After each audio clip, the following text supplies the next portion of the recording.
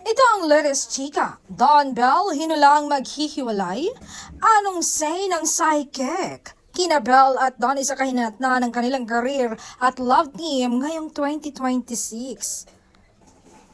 Ayon sa psychic, may possibility na maghihiwalay daw ang dalawa sa mga projects kung ngayon ay magbabalik sila dahil sa kanilang reunion movie. Next year ay maghihiwalay ulit daw ang Don Bell sa mga trabaho, sa mga project in terms of work.